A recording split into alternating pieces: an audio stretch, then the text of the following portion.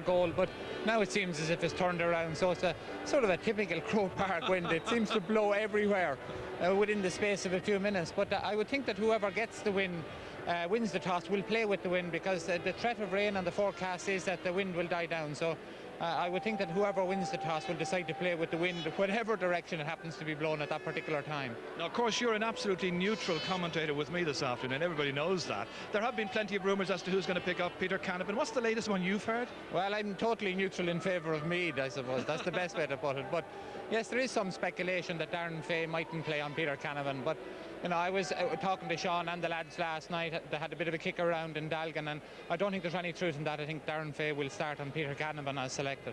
Great pressure, of course, on both teams, but Tyrone in particular, they delivered this year in Ulster once again, and now they've got to get by this latest hurdle. Yes, this is very much a means to an end with Tyrone. They see that the All-Ireland is really the thing. Meath, on the other hand, a young team, they have one Leinster. They think the pressure is off. They're after playing here 3 times. They're getting used to the place. The players are confident, they're fit, and they're very hungry. And you know, I can see our lads going out there and giving a great battle to Tyrone. And of course the role of the 2 captains very central to the overall outcome of this match. Yeah, and neither of them have actually excelled this year as much as in other years. I think Peter Canavan, by his own standards, has been relatively quiet in Ulster. Tommy Dowd got a bad wallop in the Leinster final and didn't play as well probably later on as we would have expected him to. But both men have a crucial role to play today. Obviously, if Peter Canavan gets the better of Darren Fay, you know, it could look curtains for Meath. Similarly, at the other end of Tommy Dowd could point Meath towards a victory. OK, we're looking forward to it. It should be a fascinating match to see who plays Mayo, of course, in this year's All-Ireland final. But first, there's the little matter of the minor semi-final. That should be good as well. Donegal against Laois. Back to Michael. There is that, Ger, and we'll be talking about that to our panel just presently. But to greet, if that's the right word, the Meath team out onto the field here. And now, of course, we look forward to the senior match. Yeah, the Meath team are out early. It's a thing that Dublin teams do. The Leinster team in general get out to get used to the buzz around the ground, get out early. We noticed in the All-Ireland final we were out there for half an hour. It's good to get out there early. The earlier you get the team out in the field, the better. Especially for the younger lads. Meath at 5 under 21s playing, and that's probably Sean Boylan would know that. Get them out early on the field and soak up the atmosphere first of all, and then settle down and concentrate on your own game after that. Any danger, Martin, that you might just be out there hanging around too long? Not in a day like this with the buzz and the thing about it. You just have to get out there. I always say, get out there, enjoy it, soak up the atmosphere yourself, and then you still have time, rather than just coming out maybe 5 minutes before the start. You don't have time to soak up the atmosphere. What happens is then you don't get settled into the match, and the game can actually pass you very easily, right? Because some players don't like the whole business of the parade before the match and all of that kind of stuff. Teams do warm-ups and that there now, and they've got the facility here in Croke Park to do it now. And they do the warm-up and that there, and they're actually sometimes are tired. Then they get out into the buzz and it soaks up a lot of their energy. You see, different teams have different ways of doing a warm-up. We see the Meath way of doing a warm-up, getting their upper body warmed up. The Dublin team are great for each line going together, having a chat to each other and working in and out between the 50s. Every team does it different. But the warm-up's important for teams that are very, very fit. It's very important to warm up well before the match. And here comes Tyrone. What are you hearing the noise now?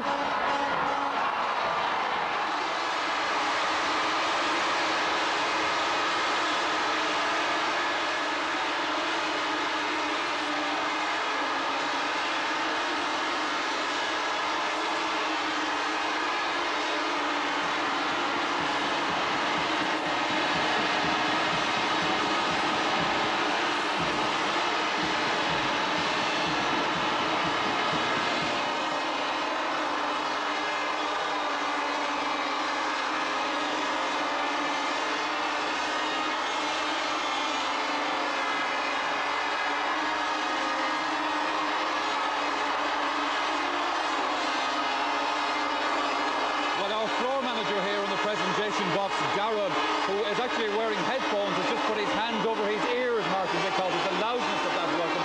That's one of the biggest welcomes I've ever heard in Croke Park. That's the biggest welcome I've ever heard in my time coming to Croke Park. It just shows you what it means to Tyrone. They want this All-Ireland badly this year, and the players are going to, it's putting a bit of pressure on them, they're going to have to respond to that. Every Tyrone person we've been talking to over the weekend is saying how much they need it, and it'd be great for a player like Peter Canavan, for him to be the man that would lift the sand. They've a lot of work to do yet, but it'd be great for him. But I mean, they are the best bunches of voters in the country. They followed that team through thick and thin, and they're here today in their numbers, and it's unbelievable welcome. It's something I've never witnessed myself. Okay, Martin, our touchline reporter for today's All-Ireland semi-final is Marty Morrissey, and Marty has some news for us now. Thank you very much, Michael. Well, I visited both dressing rooms. Both are surprisingly calm, particularly Meath. A little bit of tension in the Tyrone dressing room, but everybody is fine. When I arrived here at the dressing room, there was a lot of talk about Peter Canavan, whether he would or wouldn't play, on the basis that he was suffering from asthma all week. And they were a little bit concerned about the humidity in the atmosphere around Croke Park. But when I spoke to Peter, he said he was raring for action. All is set. He's fully fit. So are Tyrone. That's the news from the dressing rooms. Oh, thanks, Martin Morrissey. That indeed is interesting news. I couldn't imagine this Tyrone team without Peter Canavan today. Yeah, well, it'll be a big blow to them supporters. I'd still say he's in play and he'll be okay. I think it's a funny thing about him is that they always try to get the ball through to him. And I was even thinking about there during the week, if Meath, Brian Gurney, the corner forward, would probably roam out the field. It'll be very interesting if Meath left the corner back, covering the space in front of Peter. And I think that would be one tactic that could actually work against this Tyrone team, but I don't know whether Sean Boyle will take it up. But Peter Canavan is the man, even though he's not playing as well, still in the Ulster final. Any score he didn't get himself, he was actually involved there. And he takes the pressure off the other forwards because he normally draws two backs through. But I think he'll be okay to play. One man who has a very important role in trying to stop Peter Canavan today is not just the Meath full-back, but Sean Boyle, of course, the Meath manager, who has to plan how to treat this situation, and he's been talking to us. I think they're fine, Jim. Looking forward to the match against Tyrone now in a few minutes, and I suppose every footballer's dream to get out in All-Ireland semi-final and maybe an All-Ireland final. And no change in the tradition of travelling up in the morning of the match? No, we meet the shop in the county club as we always do, and have a bite to eat there and a bit of a chat, and then head on up here in the usual way. And most important of all, Sean, you play as selected. Play as selected, Jim. Yeah, thank you very much today. Yes, Sean Boyle, the Meath manager there, who has taken this Meath team back again to Croke Park after last year's 10-point defeat in the Leinster semi-final. We wondered, would we see Sean Boyle again with the Meath team here in Croke Park, but happy to say he is back and in charge and looking forward to perhaps taking Meath to the All-Ireland final again. Tony Davis, obviously you have great experience of playing against Meath in big match situations like this in Croke Park. Yeah, the one thing Meath wants should be sure today is the hunger and the will to win. They have great heart and they will match Tyrone in that department. Any breaking ball, they'll be onto it like a light, and they won't die, they won't just fade away. Meath will always be plugging away right to the very end, but they will want bigger performances today all around from everybody, and in particular from Tommy Dowd.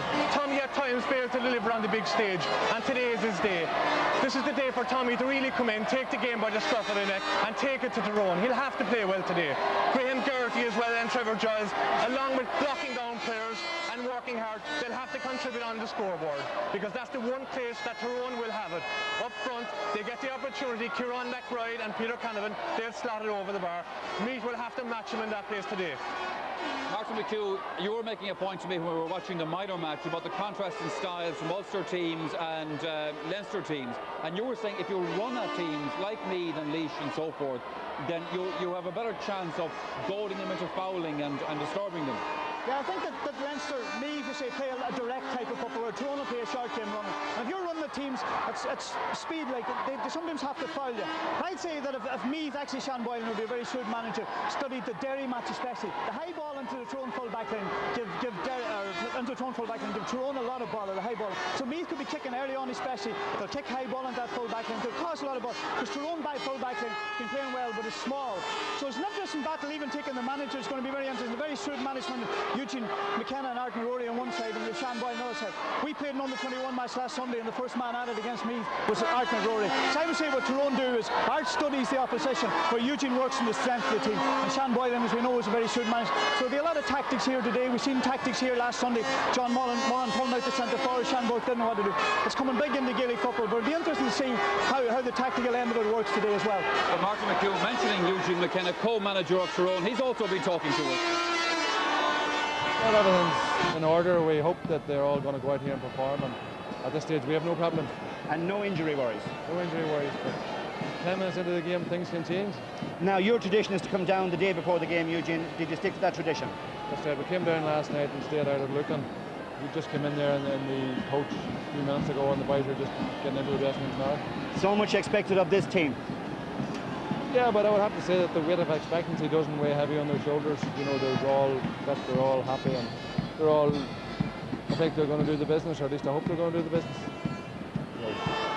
Well, as the parade begins then, Tony Davis, Jim Carney was making the point there to Eugene McKenna that a great deal of expectancy on this Tyrone team, and that is one burden, I suppose, that they do carry this year, which they did not carry last year. They expect to be in that All-Ireland final. Yeah, that's right.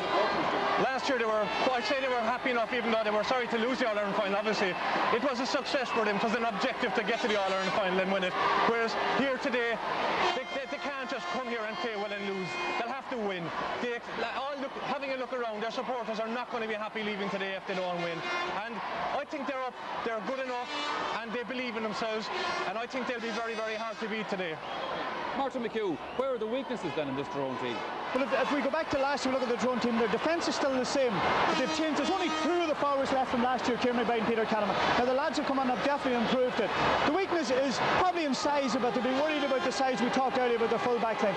But I think that they do depend a lot on Peter Canavan, and the day that he's curtailed, it's going to be a worrying day for them. Will the other forwards be able to take that mantle on? But I think it's definitely a stronger Tyrone team than last year. The other forwards are taking the pressure off Peter Canavan. Down the middle of the field, they're up against two big strong men again. But again, Thunder McConnell's kickouts are so long that they're bypassing that area, so they only have to worry about the opposition kickouts. But I think this is a better balanced Tyrone team than last year, and I'd expect them to win. McBride coming in and playing better this year, and Brian Dooher as well has also been playing quite well. Brian Dooher took 3 very good points in the first half of the Ulster final. Again, Kieran McBride, they used the tactic of playing high ball into him, and he's feeding Peter Canavan feeding off, and then they play the low ball into Peter.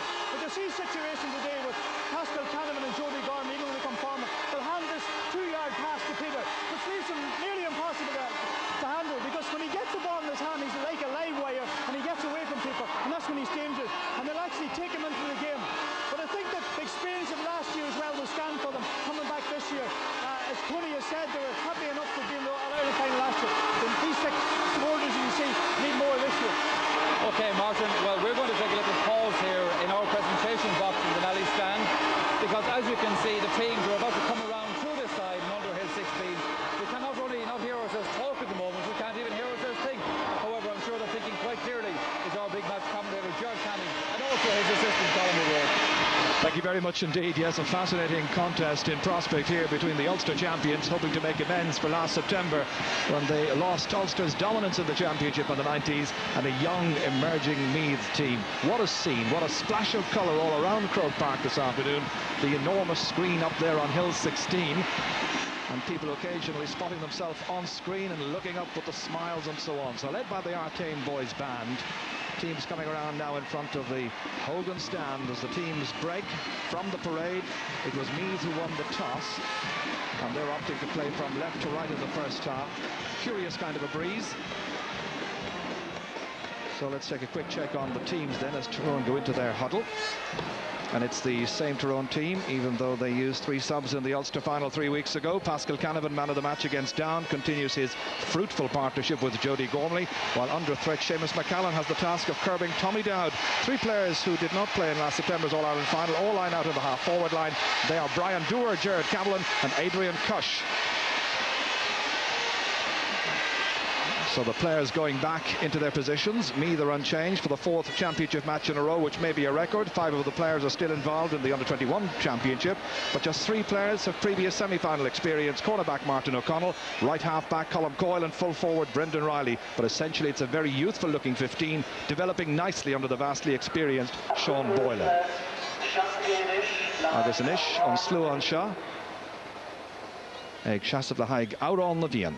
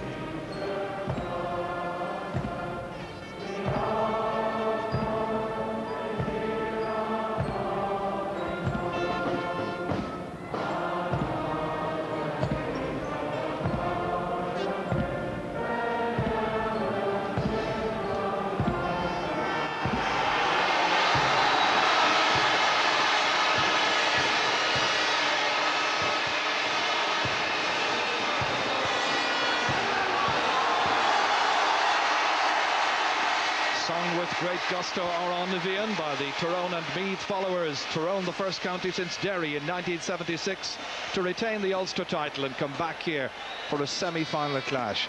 Kieran McBride and Peter Canavan appear to have switched positions, and I noticed that, well, they did momentarily. Now they're gone back into the formation in which they were selected, and we can expect quite a lot of that, I'm sure, this afternoon. In the middle of the field, it's Jimmy McGuinness and John McDermott for Meath, Pascal Canavan and Jody Gormley. The referee is Mick Curley from County Galway, assisted this afternoon by Martin Murphy and Sean O'Queeve, the two linesmen this afternoon on duty, and straight away it's Meath who go into the attack. Enda McManus trying to make some headway. Tommy Dowd, who of course is the Meath captain. Back to McManus it comes. Going forward on the right-hand flank, Paddy Reynolds, who an awkward ball for any full forward to try and contain, and that was just a little bit too much for Brendan Riley. So first attack then for Tyrone, huge one by Gormley way downfield, touched on there by Brian Gormley. Martin O'Connell is back there minding the house for Meath, linking up with Darren Fay. Next it's Colin Coyle, 33 years of age, most experienced member of this Meath team. Trevor Giles then into no man's land, well, no man from a Meath point of view. This is Chris Lawn. Oh, good block. It was Evan Kelly coming in there with great commitment and good timing.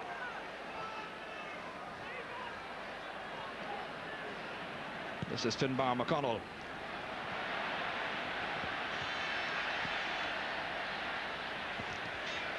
One back here by Ronan McGarity from Carrickmore. What Tyrone are trying to do there is they're trying to isolate Peter Canavan in at full forward on the Meath right corner back, and of course in his first championship year, Mark O'Reilly, they're trying to drag Darren Fay, who has done excellently for Meath at full back, out to the wing. Kieran McBride is doing that. I suppose it's a compliment to Darren Fay insofar as they want to put Peter Canavan on Mark O'Reilly. And that's the way it's panned out just at the moment. Fairly congested area though over at the right half forward. Brian Doer, who excelled in the opening half against Down. Now to Jared Cavallan. Cavallan striking, and he puts it over the bar. Well, when they last met in the league, which was back on the 26th of November, he hit all their scores in the first half on that particular occasion. And here he is, hitting the lead point. Well, it's a brilliant point. Jared Cavallan has had his problems in this championship. He's been noticed as a great kicker of the ball off right and left, but he has done badly in the championship up to now. But that's a fantastic point to start with. Well, the word from the training camp is that he's been excelling over the last couple of weeks in training. Meanwhile, Meath have a player down on the deck. That's Mark O'Reilly, just away to the left of the picture as they're watching it right now. Playing in his 4th championship match. Oh, well, there's been a bit of tussling going on between Mark O'Reilly and Peter Canavan off the ball. Colin Coyle back sweeping up for Meath. Takes a fair old belt there. But the attention now goes to Mark O'Reilly, who is injured in an off-the-ball clash with Peter Canavan. Mark O'Reilly, who's a grandnephew of the legendary Kerry midfielder Paddy Kennedy, who won 4 All-Ireland medals back in the late 30s and into the 40s as well. Brian Gormley fairly copped one there from the elbow of Colm Coyle. That's the original incident that we watched. Conor Martin, who's the Meath goalkeeper. So delays then in the early stage of this All-Ireland semi-final. There's scarcely a space to be found here this afternoon. In there attending is Jack Finn and also, of course, Anne Burton. Just exchanging pleasantries on the field. Meanwhile, they peer on from the sideline here. And that's the marking arrangement. Mark O'Reilly picking up Peter Canavan, Peter the Great as he's known. Colm Coyle kicking. Broken down in here towards Evan Kelly. Got back on his feet quickly. Graham Geraghty can't contain it. Instead, it's Paul Devlin out as far as Pascal Canavan. And that'll be a free from where the ball lands, as Pascal was fouled on his own 20-metre line.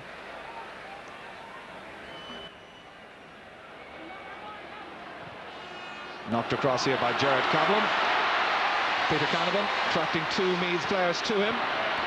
Lovely ball roll low inside towards Brian Gormley. Trying to get away from Martin O'Connell. Angle is tight. Peter Canavan calls for it. They try to locate him. Can't find him, however. It's Martin O'Connell instead.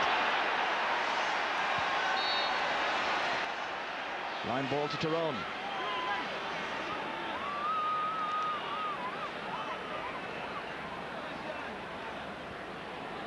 It's going to be Jody Gormley from Trillick to hit this one in. Good ball across. Brian Gormley can't contain it, but he's pushed and dragged down, and there's a free into Tyrone.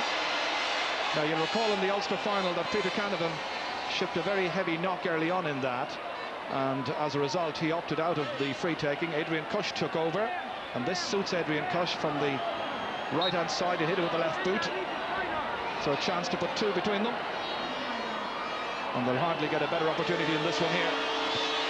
This to complement the point earlier on by Gerard Cavlin. So Cush from the free, making it 2 points to no score.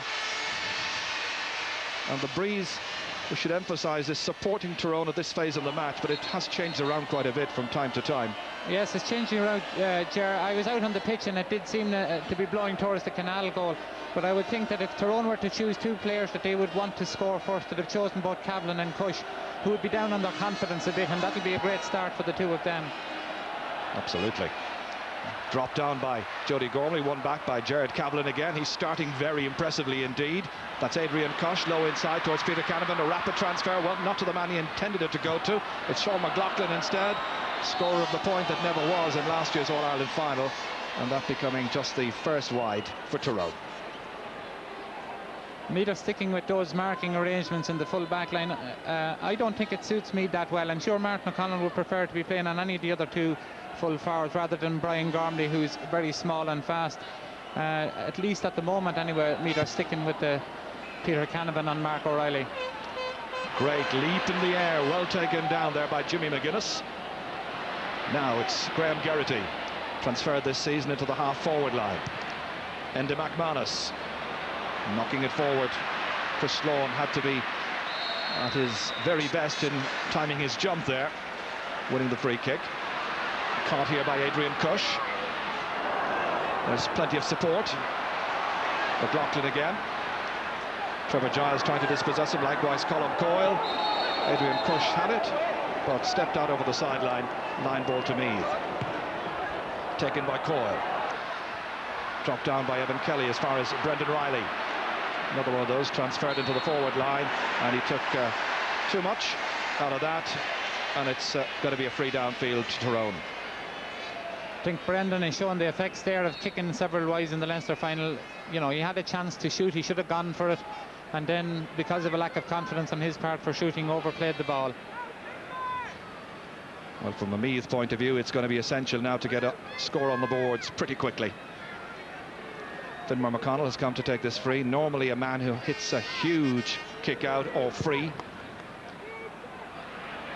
Graham Geraghty claiming this one.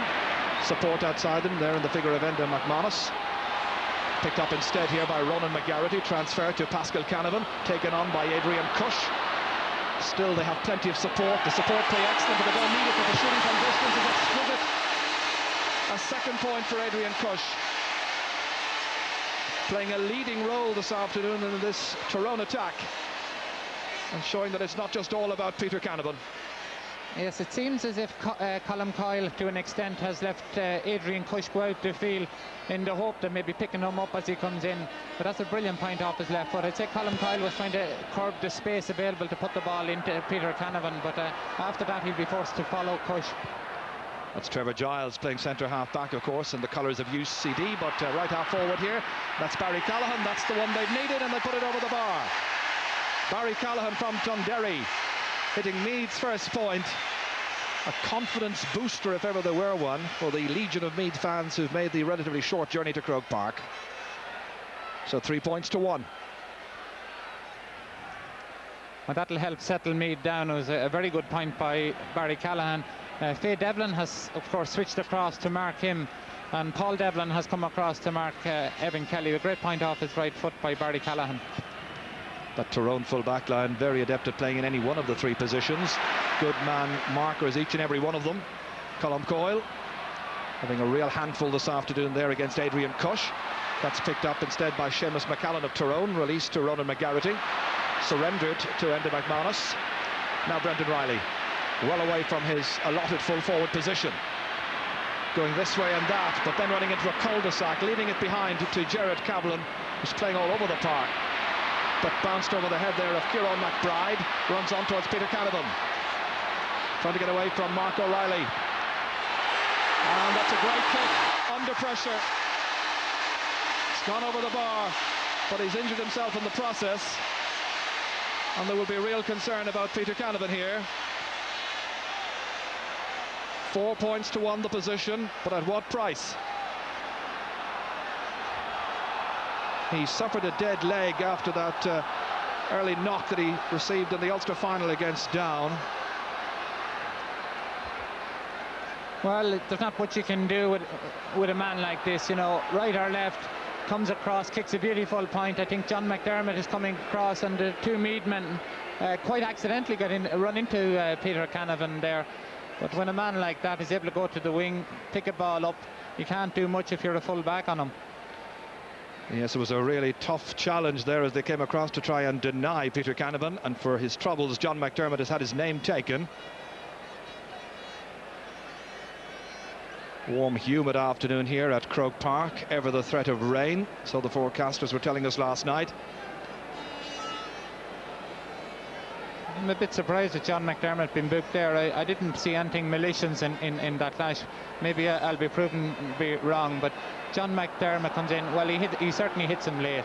No there was question an elbow of that as well. at all. John probably should have dived in to block. Brendan MacDonald and Maeve O'Hagan there, tending to the number 14 for Tyrone. Well, it's looking like he's going to be able to continue. Eugene McKenna, of course, is the joint manager along with Art McRory. They look after team affairs together with Pat McCartan and John Kramer. So the running repairs, they're enjoying their day here at Croke Park. Everybody wants to get into the picture. They can see themselves up on the giant screen. Here's Conor Martin. Takes a most peculiar run up to kick out Adrian Cush. Plenty of support play. Pascal Canavan just ahead of him, taking it back from Canavan. Cush kicking from just outside the 45-metre line. In they go after it. Good goalkeeping. Oh, and there was an attempted block there by Peter Canavan. And unrewarded. This is Trevor Giles. Now Martin O'Connell, vastly experienced player. Tommy Dowd against McCallum. McCallum was trying to fist that one away. That's Paul Devlin there on the ground. Meath's tactics to try and deny them space right from the outset, from the Tyrone full back line onwards. Pascal Canavan just switching it. Colin Coyle read the flight path expertly, trying to go away from Brian Gormley. Now Jimmy McGuinness, known as Boots. Colin Coyle raiding through the centre. Enterprising ball there, which is cut out by Faye Devlin. On to Jared Cavlin. Almost like a Mayo number 11 from last week, whom you remember, of course. McGuinness so tapped away there by Pascal Canavan.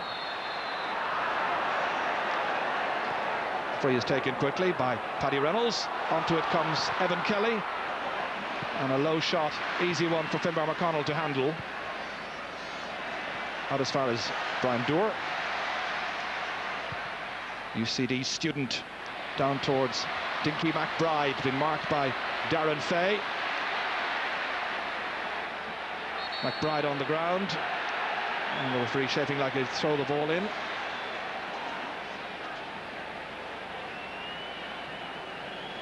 Just a quick check on the man who made his championship debut against Cavan in last year's Ulster final.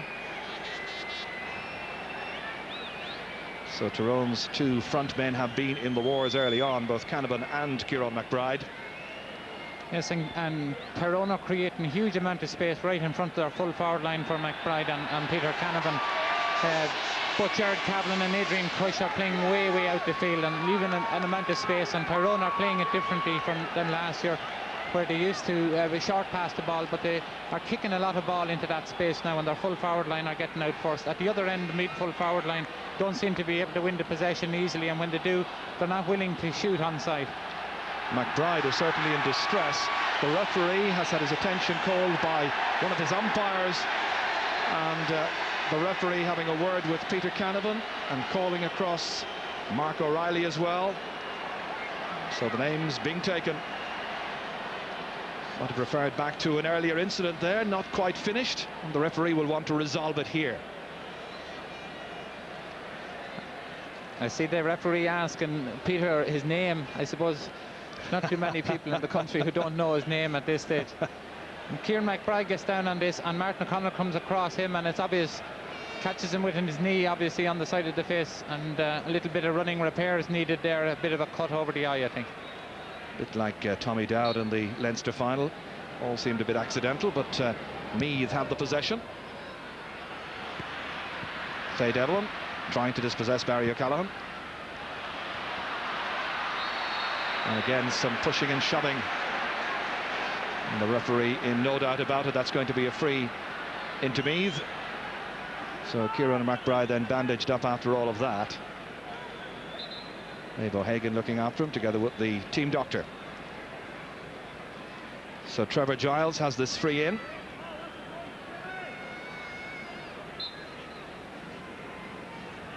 Should suit a right-footed kicker. Light breeze into his face. Making little of the angle and topping it over the bar.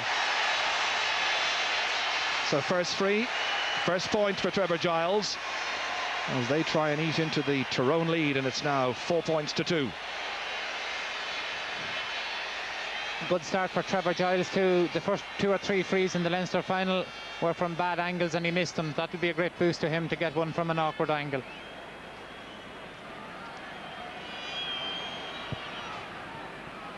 Huge kick out from the 20-metre line. Jody Gormley trying to break it down towards Ronan McGarity. Quickly surrounded there by Meath's players. A little bit of over-anxiety on their part, and Tyrone get the free kick, and there was no way that the Meath man was back the requisite distance. There in question, Graham Geraghty.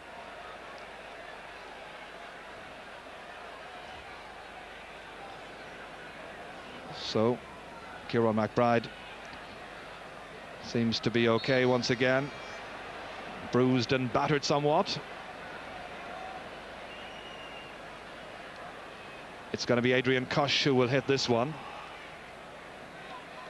Again, significantly, he's taking over the frees from Peter Canavan. I was told beforehand Peter would make his mind up as to whether he felt he could take them or not today. But this suits Cush in any case. But it drops to the right. Second wide for Tyrone.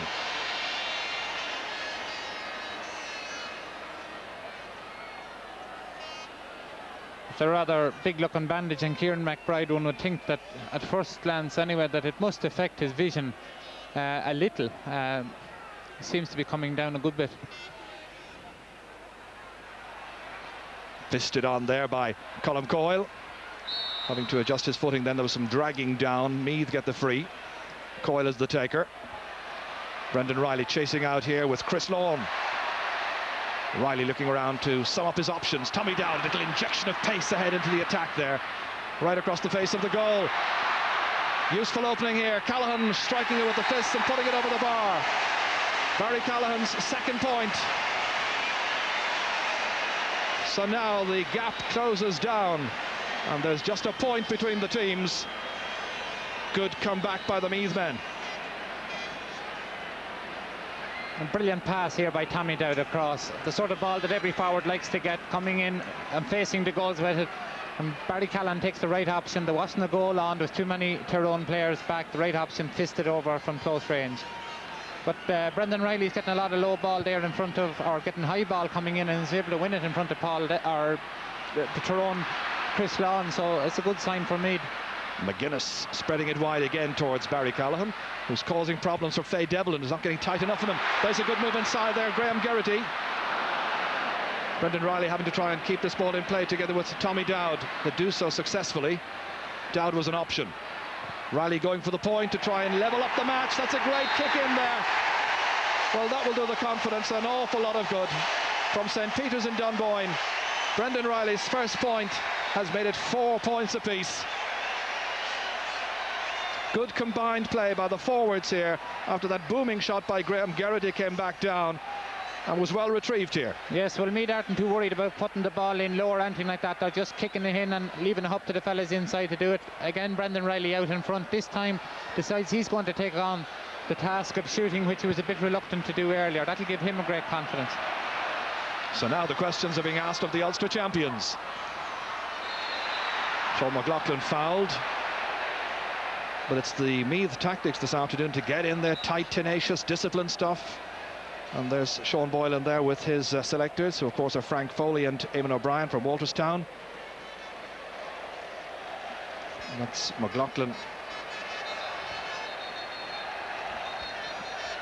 Well, neither of these sides are too big, and Meath probably have whatever advantage there is in physique, and they're trying to make it count by getting stuck into every tackle. In that case, Sean McLaughlin obviously fouled. Cabellon taking the free to McBride, followed by Fay the whole time. This is Sean McLaughlin. Bad pass outside, comes to Colm Coyle instead. Terrific campaigner down the years in a variety of different roles for Meath. This is Evan Kelly keeping it on the ground. Tommy Dowd making a race ahead. Dowd trying to get there ahead of McCallum, who did really well to get a touch on it. Now he's supported by Chris Lawn. In came Evan Kelly, and it ends up going out, and harmlessly out of that. But just for a second there, Tommy Dowd almost at the end of a great pass, and McCallum just got a touch on it. Kick out to Tyrone.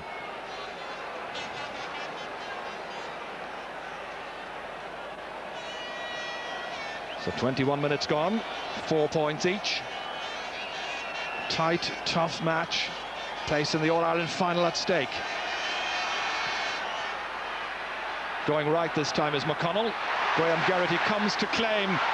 Lovely athleticism. Now can he finish and give his side the lead here? It runs on towards McGuinness, and in the end it's Evan Kelly who's denied by Finbar McConnell, who spread himself very bravely indeed.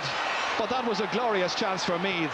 They had one or two players, particular Graham Geraghty, who might have pointed, and instead it's all tied up still. Brian Gormley now at the other end for Tyrone, knocked ahead.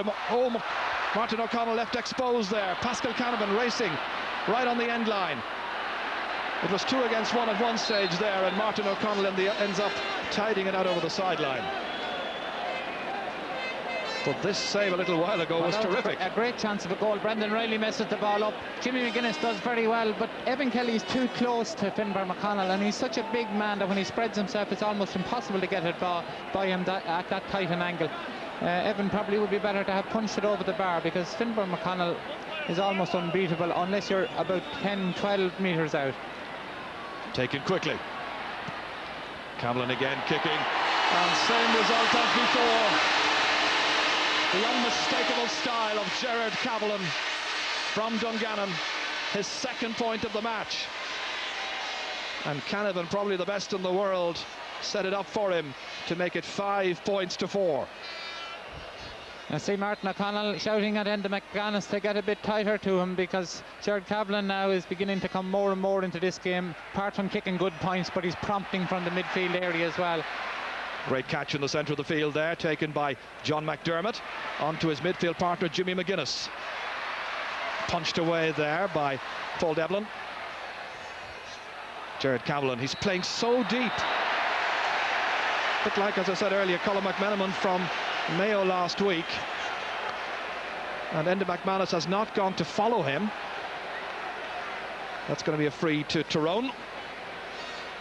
And Peter Canavan once again coming out to take it. Wisely, it's Cush who takes them from the right-hand side with the left boot, and Canavan on the left-hand side kicking with the right. And that's kicked to the left. 3 wides for Tyrone. Not playing with the kind of confidence and fluency that we know of old.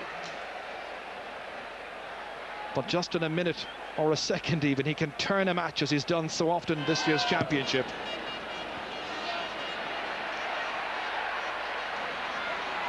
One back here again by Brian Doore. Good at racing up defences. Can he finish here? Well, it was Martin O'Connell who was in there challenging him, making life awkward, and Brian Doore failed to hit the target.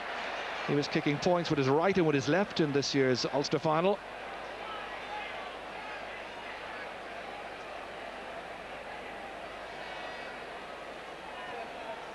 Conor Martin to kick this one out, now based back here in Dublin following his spell in international financing in London. Now he's in the financial world of Dublin. That's McDermott. Nicely back to Martin O'Connell. Paddy Reynolds was, I think, almost expecting that block to come in. Here's Dinky McBride, challenged over there by Darren Fay. And Peter Canavan having words with the referee. It's Meath's ball.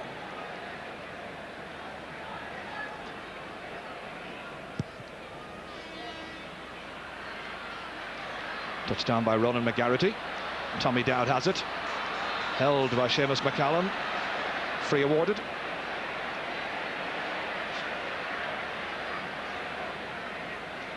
Footballer of the Year at Meath, of course, in 1995, hoping to lead his side into this year's All-Ireland final. Synchronised diving over there.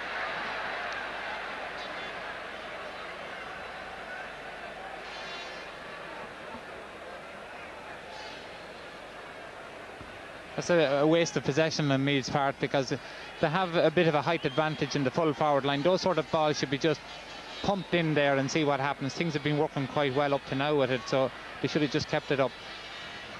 Chris Lawn belts it downfield, broken down by Jody Gormley. Brian Doer wins the free. Towards Kieran McBride.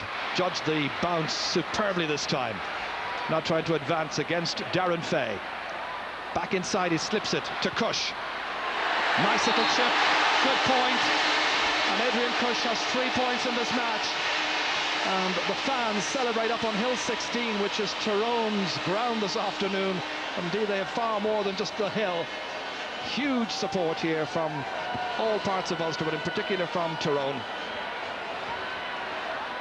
McGuinness has it back in the centre of the field for Meath. Having drawn level at 4 points each, they now found themselves 2 points adrift. And they did waste a number of good possessions there, in particular the one where Finbar McConnell produced the save. Cavillon to kick. Huge deep one inside there. Fed back towards Jody Gormley. And he really misdirected that one after Pascal Canavan had spooned it up for him. So the wides mount up from a Tyrone perspective, 5 so far. Meath are doing well on their own kicks out in the middle of the field. Both John McDermott and Jimmy McGuinness have the beaten in the air with Jody Gormley and Pascal Canavan. Conor Martin's kick out is fetched superbly by John McDermott, giving the leadership in midfield. I realised he was going to be blocked. It was in any case by Adrian Cush. We saw some superb blocking in the minor match before all this. That's Barry Callahan. Brendan Riley given the little bit of support. Nice ball inside. Oh, it's buried by Graham Geraghty. Great pass by Trevor Giles. Approaching 28 minutes gone in the first half. And the converted wing-back has come forward to strike goal number 1. Meath go in front for the first time in the match. There was real expertise in this. Well, that goal is coming for a while, because the Meath full forward line have the beaten of the counterparts. And Graham Geraghty left inside, a great pass inside from Trevor Giles after initial brilliant pass from Barry Callahan. Brilliant ball across there. And Brendan Riley to Trevor Giles to Graham Geraghty, the right man at the end of the move, because he's absolutely lethal when he gets at that sort of range. A great shot into the corner of the net, and it has to be a great shot to beat Finbar McConnell. Well, I remember a great goal that he scored against Dublin in last year's Leinster final, which wasn't enough, of course. And the concern now is about Seamus McCallum, as the referee has a word with him for something that went on a little while ago. So Finbar McConnell beaten. And made 2 top-class saves in the Ulster final. Among the tallest goalkeepers, of course, in the game. So Jody Gormley is being attended to. It takes a fair old shot, as you say, Colm, to beat Finbar McConnell, but that was absolutely inch perfect right into the corner. And in spite of his 6'4.5" frame, there was nowhere he was within a smell of that. Yeah, and the advantage was that he was far enough out as well. When Finbar McConnell gets close to the kicker, he spreads himself and blocks the goal. So in actual fact, Graham Geraghty being 14 or 15 metres out was a help in there, and he was able to rifle it past him before McConnell could get any farther out. Long way to go, but the favourites trail. Here's McGuinness. Ball was intended for Tommy Dow, wasn't a good one. Comes to Seamus McCallum instead. Ruggedly built centre half back, transferred to the free man all this time in the centre of the field, who's Jared Cavill. This time they get a block on him. Comes back to Adrian Cush. Quick look up to see just what's on. And McManus striving to get tighter to him. Runs on to Jody Gormley. Then to Pascal Canavan. Nice ball outside towards Ronan McGarity. Transferred back towards the older of the Canavan boys. And Pascal Canavan has this one sailing over the bar. Wonderful score. Level for the second time in this match, thanks to the kicking skills of Pascal Canavan. And he was involved in that move a couple of times, always making himself available. And Tyrone show us they can take some great scores from distance. And Meath had a lot of players behind the ball there, a lot of players getting in tackles, but again, not much you can do when you have a player like Pascal Canavan who can kick points from 50 metres. It's with Sean McLaughlin. Low into the space, Darren Fay saying, out of the way, this is mine. Hand passing it towards Dewey McGuinness. Transferred back there towards Trevor Giles. Barry Callahan was the intended recipient, but instead it's Paul Devlin. Or rather Fay Devlin. Paul indeed and Fay had terrific matches in the Ulster campaign for Tyrone this season. Peter Canavan can't take it, instead it is young Mark O'Reilly, one of the 5 under-21s, with a date with Cavan coming up very shortly in the replay of the under-21 championship. Bad ball across the field, comes to Jared Cablin, and they really haven't put anybody on him. Yes, Enda McManus would need to get much tighter, way away from him at the moment. Dewar just stands his ground there against Martin O'Connell. Transferred outside, Jody Gormley there waiting for it. Meath retreating, but retreating a bit too much at times, not getting tight on the man with the ball, and it's Peter Canavan who hangs it over the bar for his second point of the match. What do we say about him being a little under colour this afternoon? Well, in just a twinkle of an eye, back he comes to make it 8 points to 1-4. Well, I thought Peter Canavan was human there for a while, because he let a ball hop across his head and he kicked the ball wide, but I'm afraid I'm any man that can walk on water. Kicking a point from that free shot is relatively easy.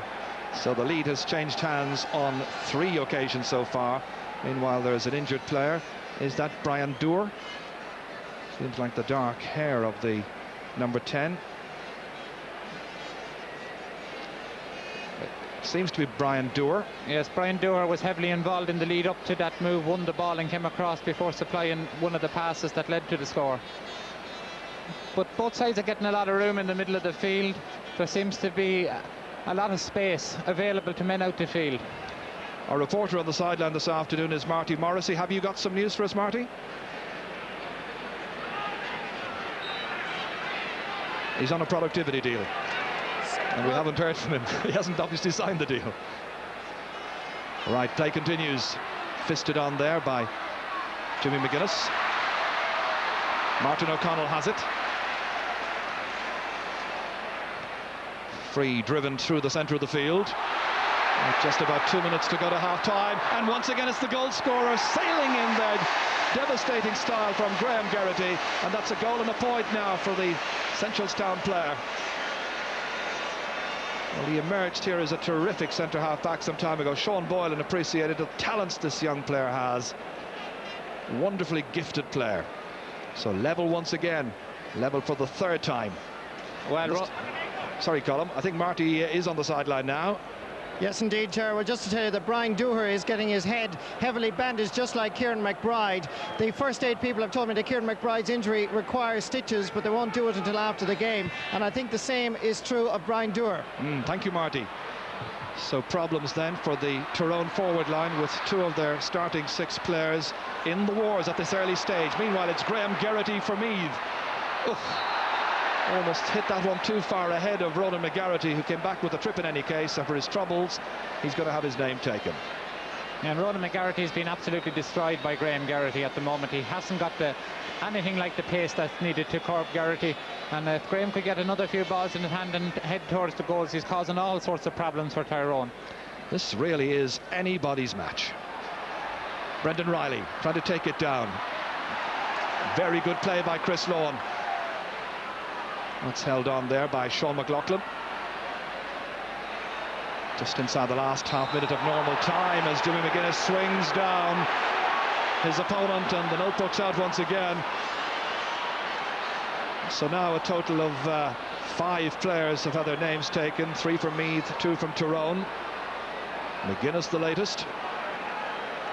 Starred on a fine under-21 team a few years ago that won the All-Ireland series. More or less made his progression straight into the senior team after that. This is where he made that challenge. It was high, it was awkward. It's a bad tackle by Jimmy McGuinness, who's having a very, very good game in the middle of the field for Meath. Himself and John McDermott are winning most of the high ball. So Sean McLaughlin, the player who's had the attention. And just as a precaution here, Fergal Logan is being prepared. But that's just a precaution. Most of the top teams do that instantly once a player goes down injured. This is Seamus McCallum. Strongly built centre half back, loses it, but there's support there. Jody Gormley. Sides all tied up here late in this first half in injury time. Enda McManus. Jared Camlin, the one who's challenging. He's all over the park, Camlin. O'Connell. 3 Tyrone players in there to challenge, to put him off his stride somewhat. And Sean O'Keefe, the linesman, signalling that that's going to be a sideline ball once it comes back into play. Martin kicks it up onto the roof of the Hogan stand. I think the last man to do that was Cuchulainn, so... Well, he had a ticket at least. It's Camlin who's going to hit it.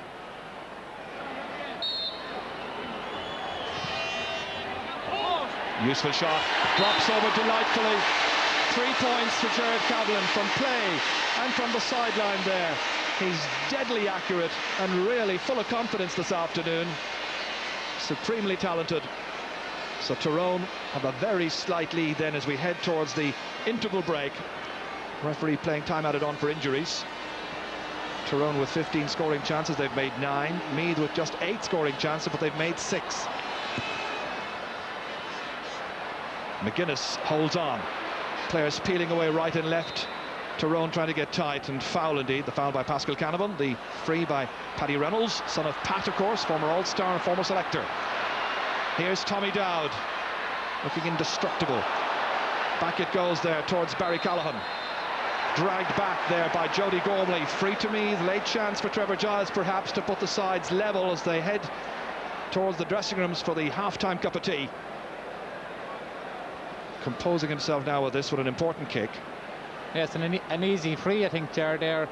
Barry Callahan was under a lot of pressure, but not too often you see a referee giving a free in a situation like that. Gives Trevor Giles a fairly easy chance of sending Meath in on level terms.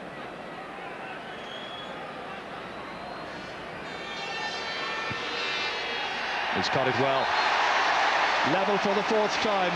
Trevor Giles with 2 frees, 2 points. And he, the player who set up the goal for Graham Geraghty with the final telling pass. Meath will be looking at the situation in the half-back line with Jared Camlin in particular. Probably at half-time will be telling Enda McManus not to bother worrying about the space he's leaving behind him, but just pick up Camlin. Right now, Camlin is way at right. Here he is, right half forward, and there's Enda McManus over there, but he's left him behind again. Over towards the bandage wonder, Huron, known as Dinky McBride. Great committed play here from both teams. This is Trevor Giles taking the shoulder from Adrian Kosh. Adrian, who's been commuting from London for training each week. That's Colm Coyle, pursued by Sean McLaughlin. Dispossessed is Pascal Canavan, who has it 65 metres out from the Meath goal. The bump into the back then by John McDermott. Free to Tyrone. Again, they knock it into space, and Conor Martin fancying his chances here. Fast off the blocks. Cautious and careful as well.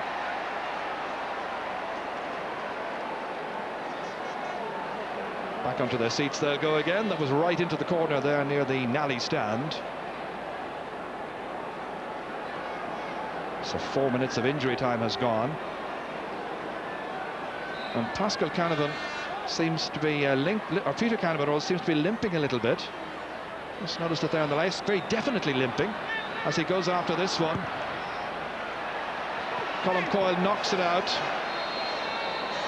that's the end of the first half. As I say, Peter Canavan certainly has chipped a knock and is limping quite noticeably. Just one goal in the first half. That was decisive. It was by Graham Geraghty, a wonderful finish past Finbar McConnell.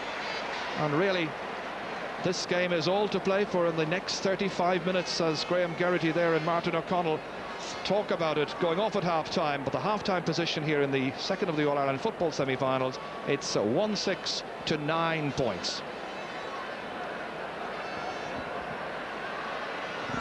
It's tough, it's competitive, it's all square at half-time in this All-Ireland semi-final. Martin Morrissey has some news.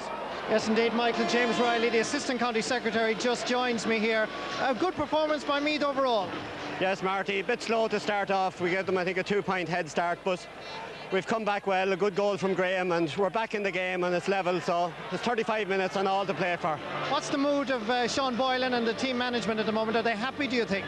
I think they'll be quite happy. There's a fair breeze out there today, and I think we have probably been playing against it in the first half, so the breeze won't win the match, though. It's going to take 35 minutes of hard work. Tyrone are playing very well as well, so it's going to be a hard work for the next 35 minutes. James Riley, thank you very much indeed. Thanks, Marty. Well, those who are involved with the match programmes here for the big game today, or maybe are anticipating something. One of the captions here on the programme says Meath versus Mayo. It might be Meath versus Mayo. That'll be another day, though. They have a lot of work to do yet. We'll talk about that first half right after this commercial break. They've seen in that first half, and of course people watching this match far afield as well. We say good afternoon to, or good morning I suppose it is, to Sean McCrory and Barry Callahan, who are watching this in Toronto in Canada. Sean McCrory in fact is a brother of the Tyrone co-manager Art McCrory. I wonder, Sean, what you make of it all so far. Now what you are watching down on the pitch at the moment is the usual exhibition of skills by young national school children from all over the country. It's an occasion that obviously is very big for them. It's one that they've been looking forward to for weeks and weeks. And indeed there was one young girl who was to have been playing here today who I'm sure was looking forward to it as well, Niamh Britton from Donegal. But tragically a couple of weeks ago, Niamh's parents, Mary and Donald, were killed in a car accident. Now she was injured in that accident herself, and she is still recovering from her injuries, although I gather that she is actually at the match here today. And we extend our deepest sympathies to the Britton family on their tragic loss. I'm sure that Martin McHugh will join with me in those sympathies as well as we look back on that first half of football. It was a tough, competitive game of football, Martin. Yeah, very enjoyable first half, Michael. I think everybody at home watching, everybody here have enjoyed it. It's been a good match. The art of Gaelic football that people were worried was gone. Feeding was right back there today. The two Meath midfielders, John McDermott and John McGuinness, give an exhibition, especially McDermott. I think Tyrone are a bit of bother in their full back line. I think they've switched the two full backs, Paul Devlin and Faye Devlin, before the match. And I think Faye is happy on the left side. And Meath caught them out a couple of times. And so we've seen what Meath are good at, and I would know when the managing end of it what Meath are good. They draw you all to one side of the field, and they're very good at putting the ball across. Colin would probably know a bit more about that than me. But they're very good. And they caught out Tyrone on a couple of occasions at getting Graham Geraghty in behind the defence, and they've created two good chances. But it's been a very enjoyable first half. Tony Davis, normally Tyrone try and bypass midfield a little bit because they're not the biggest in the world in that sector. Meath obviously are very happy to just keep pumping that high ball in there to McGuinness and McDermott. Yes, I suppose, Michael, what you could call a traditional kick out or any traditional high ball into the middle of the field. Jimmy McGuinness and John McDermott won absolutely every ball going into the middle of the field. And one thing that surprised me, Tyrone didn't win as much breaks around the middle of the field as I thought they would have. Finbar McConnell normally sets the ball out to the wings, and up there Trevor Giles and Graham Geraghty are winning a lot of the balls as well. One weakness I would see in the Meath team, even though they're playing quite well, I thought that there were just two wing backs, Paddy Reynolds and Colm Coyle, are getting a bit of a roasting there, especially Colm Coyle. Colm is trying to come back and cover for the full back, but what he's doing, he's leaving Adrian Cush on his own, and he's taking advantage of it. He should really play his own man, either do one or the other, don't be caught in no man's land. He's leaving his man loose and he's not supporting back, with the result that Adrian Cush is getting good few scores. Tony, generally speaking, the Tyrone forwards are looking much sharper than Meath, and nonetheless when the goal came, it came on the Meath side, and a good move this. Yes, Meath worked very, very hard for it, and here as you can see, the Meath full forward line are running ragged, running the Tyrone full back line very well. And this is great support play. The first time ball into Graham Geraghty and took a score very, very well. But the Meath full forward line are really coming out first and laying it off as they should. And I think the Tyrone full back line are being shown up today a little bit. Well, Finbar McConnell is entitled to wonder where his defence went on that occasion, as we take another little look at it from our goal camera angle. Yes, Finbar is, he's a very big man and he's a good keeper and he stops very well. We can't see much from that really, but He still spreads himself very well, as you can see there. But before that, he made a good save. But he was let down by his full back line, really, not himself. He could have nothing about it. Martin, we can overdo it at times talking about Peter Canavan, but nonetheless he is the star of this Tyrone forward division. We're going to have a look at one of his scores. As we do so, a little bit of concern about the fact that he looked to be limping a little bit towards the end of that half. Yeah, he definitely hasn't been himself the first half. But fair play to Jared Gavlin, he's taken a lot of pressure off him, and he's actually the best Tyrone forward. And we see Peter coming out onto the ball. The minute he gets the ball in his hands, he's very, very hard to stop. He scored 2 points the first half. That's the first one he took with his left foot. He scored another great point for Parrott with his right foot. But Meath are containing him well. But as Tony has said, maybe that they're trying to look after him too much, and the half-back line is suffering because of that. But I think that Tyrone done well after giving away the goal. They came right back and got a couple of points. And it's the makings of a good second half, and I think Meath have really put it up to them. And the Meath keeper is aiming all his kickouts at McGuinness and McDermott in the middle of the field, and they're physically too strong. The Tyrone men can't get up to break the ball, and that's why they're clean catching. So it's going to be tough on them in the second half, because they're going to be losing a lot of ball around the middle of the field. So the forwards is going to take advantage of all the chances they get. I think the Meath full forward line is giving them bother. Yeah, well, Tony, we've just had a look at the goal that Meath scored. In fact, they could have had a second goal in that first half as well, except for on this occasion a good save by Finbar McConnell. Yes, Finbar McConnell has done very well for them all through the year, and here we see it again. Good support play there by midfield, and really he should have stuck that away, but he spread himself very well again in a great save. He's a very, very good goalkeeper. He's about 6'4". His kickouts are absolutely superb as well. He's probably one of the best goalies around at the moment, you know. He's superb. Gives his backline great confidence as well. Tony, one thing that we must mention at this stage is that Meath will come out now in the second half all square, and they'll be happy enough with that, and with the wind behind them now, and it is quite fresh actually here at the moment. Yes, they will, and in fairness to Meath before the game, not too many people would. I think they would be happy with this position at half time. But it's really going to ask questions of Tyrone. I don't think Tyrone were mentally prepared at half time to think they were level. I'm sure they think they would be ahead, you know. So it's really going to ask questions of Tyrone, and we know Meath down the years, they are not going to die. They're going to keep plugging away. They're going to make it hard for Tyrone, and if Tyrone are going to win it, they're going to deserve it. Martin, I met a couple of Tyrone supporters coming in before the match today, and they said, you'll be talking tonight about Jared Gavlin. He's going to come into his own today, and certainly he's played well in that first half. He's been the best forward the first half, and he's taken Enda McManus right wide in the pitch, and he's taken a lot of bother for him. And both Brian Dewar and Kieran McBride has probably got stitches in half time, so they mightn't be as effective the second half. So they're going to need a big game from the other four forwards. Brian Gormley really hasn't got into the match yet, and Peter Canavan is definitely not himself. So the second half, it's going to be important for them to get one more ball around the middle of the field. They'll probably talk at half time about Brecken getting the ball broken away with the two big men, and stopping Meath wanting so much possession in that area. Martin, we're just going to interrupt you there for a second, because I gather that Marty Morrissey has somebody for us to talk to. Thank you, Michael. Pat McCartan, one of the Tyrone selectors. Any changes at half time? 2 changes at half time. Fergal Logan is on for Ronan McGarrity, and Paul Donnelly, I think. Stephen Lawn is on for Brian Gormley in the corner. 2 direct switches. Obviously, Pat, you felt under pressure. We're under a wee bit of pressure. They're physically strong, but we hope to be able to handle them in the second half. Yeah, second half certainly underway, as you can see, with those 2 changes having been made, and it's going to be really fascinating to see just what happens. 35 minutes to go then. Fergal Logan back there into the action straight away. Now Graham Geraghty. Useful looking shot, and Brendan Riley putting over his second point from the pass from Graham Geraghty in front of an attendance of 59,272. So a fine start then to the second half by the Royal County.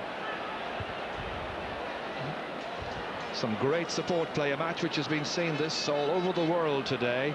And among the attendants watching in Toronto and Canada, I've been asked to mention Sean McGrory and Barry Cahalane. Hope they're enjoying it. Jared Gavlin sees this one fetched instead by Pascal Canavan. His brother Peter still very noticeably limping. Here he is. He's in real distress, I think. Here comes Colm Coyle.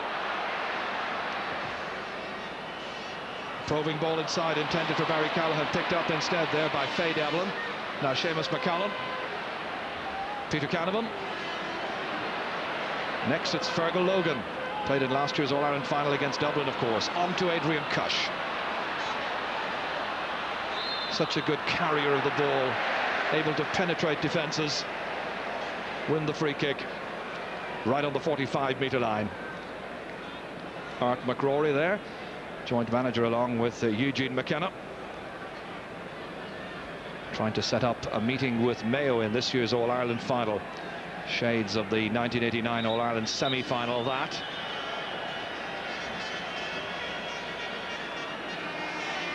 Gerard Cablin taking over the free-taking duties. He was superb in Navan on a wretched afternoon right at the end of November when the sides last met, that in the National League. The jeering coming from the Meath fans up at the canal end. Cablin kicking. Oh, and that's fisted in there by Dinky McBride. Has a second chance perhaps. Good block down, and the McManus in there. Good support play. That was so close. And that was picked up off the ground, and it's going to be a free out. Player on the ground, still in trouble, is Kieran McBride. Well, that was really close. Worth taking a look at again, no doubt about it.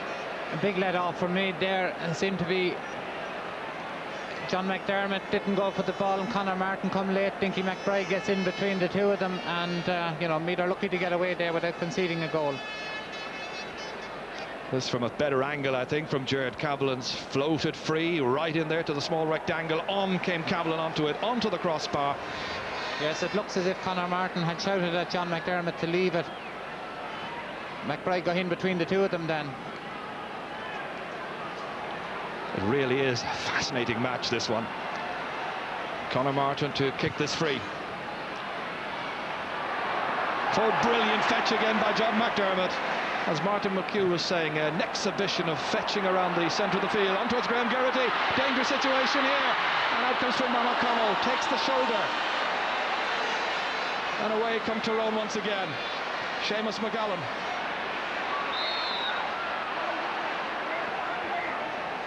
Sean McLaughlin wanting it, or rather it's Chris Lohan. Tyrone have switched their half-back line, but they're in just as much trouble in the full-back line. Every long ball that goes in, Meath seem to have the beating of them. Tyrone, the overwhelming favourites to win this match and to go on to take the title. That's what most of the experts have been telling us during the past week.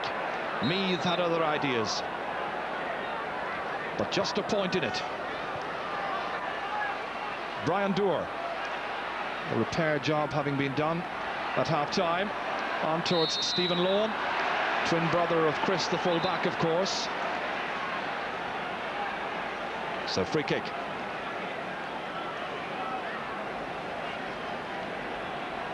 Darren Fay, by the way, is now marking Peter Canavan. Adrian Cush. The concerned look on his face as Brian Doer is in there to try and cause a little bit of consternation. The linesman has his flag raised. Linesman here is Martin Murphy from Mayo. It possibly is that the ball has been moved forward a yard or so.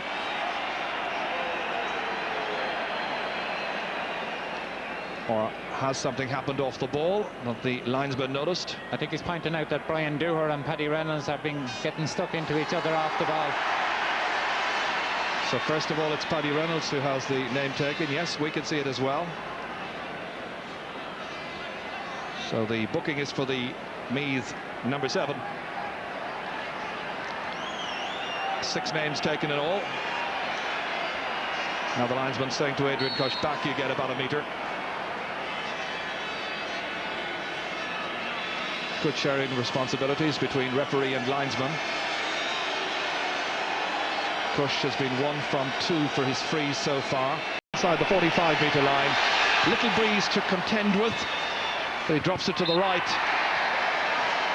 And harmlessly whistling past the right-hand post of Conor Martin. The cheer that greeted Tyrone when they came back out for the second half by fans who really absolutely love their football and are willing this team to make amends for last year. But first there is the very awkward step of getting by Meath, who lead by a point. Again, a huge leap in the air by John McDermott, but dropped it as he was coming down. Jumped a little bit prematurely. Brian Doer through the heart of the Meath defence, comes back out, however. Graham Geraghty's back there, back on familiar territory, back around the half-back line. It's fisted out there by Paul Devlin. Picked up here by Sean McLaughlin. And that's going to be a free downfield. Trevor Giles wants it quickly. Evan Kelly pushing ahead.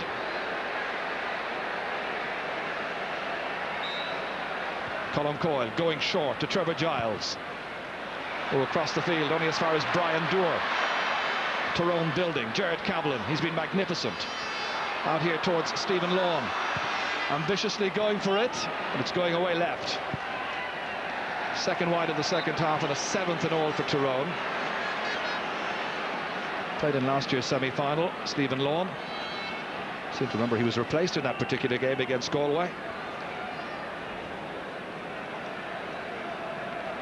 So it's Lawn who is right quarter forward, Kaplan full forward, that's Peter Canavan rather, and of course Dinky McBride on the left. This is Jared Kaplan. In towards McBride. Awkward one for him to take. Martin O'Connell. Pursued the whole time by Stephen Lawn, but unfairly so. And O'Connell then decided just to slow it down a little bit, kick it himself from the hands to Paddy Reynolds. Trevor Giles gets there well ahead of Sean McLaughlin, holding up the point of the attack. Chris Lawn trying to get a telling challenge. Good ball, slipped inside magnificently to Graham Geraghty. Here he comes through again, and this time wisely fisting it over the bar. Great play between Geraghty and Trevor Giles, and that's now a goal and 2 points for the Meath, number 12. How delighted she looks. He's having a wonderful game. He's made it 1-8 to 9 points, 2 between them. Well, great play by Trevor Giles holding a hook, but a strange decision on Tyrone's part, putting Fergal Logan on him, who wouldn't be noticed for pace. And again, Geraghty getting in a chance of a goal, but he takes his point. Back with the action, a crossover there. It's 3 Meath men against 1 from Tyrone. That's Adrian Cush, who was fouled up towards Kieran McBride. And there was a boot going in there from Colm Coyle. McBride playing in his 8th championship match.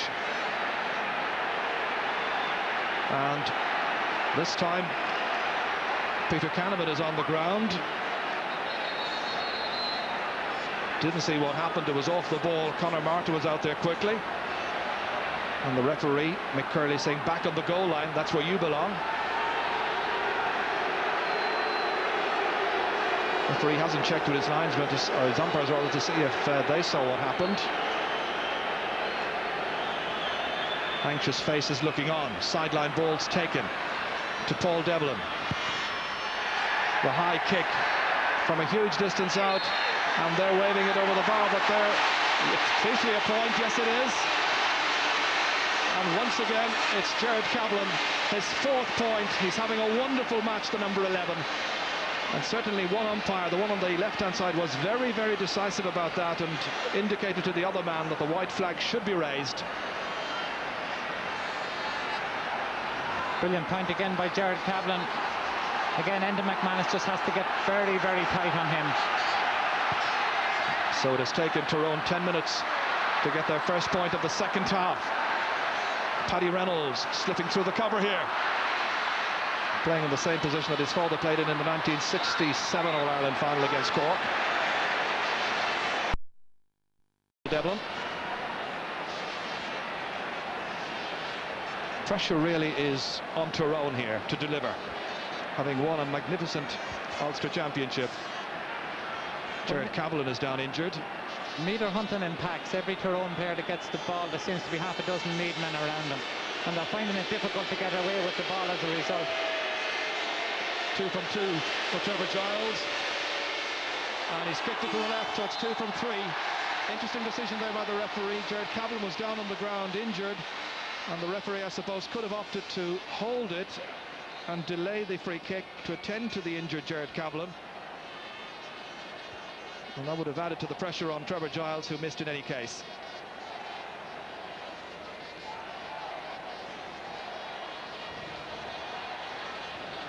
So Jared Kaplan is attended to once again there by Brendan MacDonald and by Maeve O'Hagan. Young and old enjoying this contest. Nearly 60,000 people have paid in.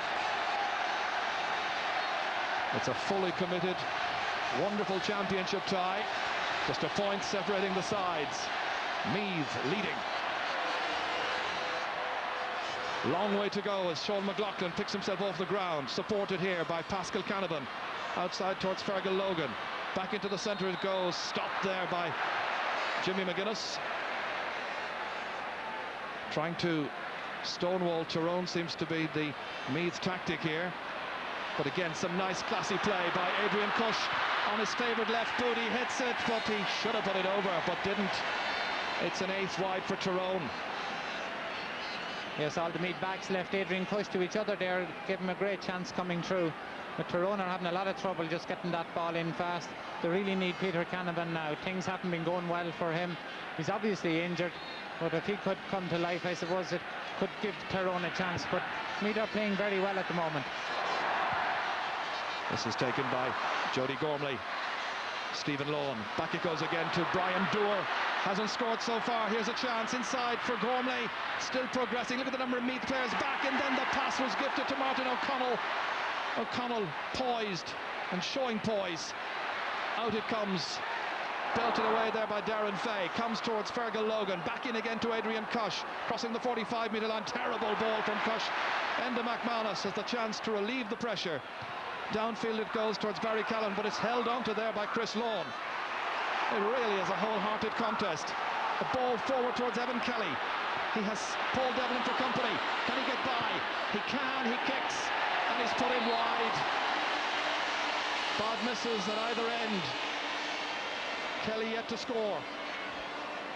There's a brilliant chance there for Meath. Again, good work to dispossess Chris Lawn. Evan Kelly, of course, will be much better coming in off the other side with his left foot rather than trying to kick with his right, which would be his weaker side.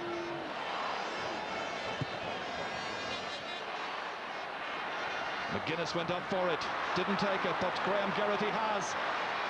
Challenged by Fergal Logan. Good ball to split the defence. McGuinness lobbed across towards Tommy Dowd, looking for his first point in this match. And he was off balance as he was challenged, and challenged very well indeed by Chris Lawn.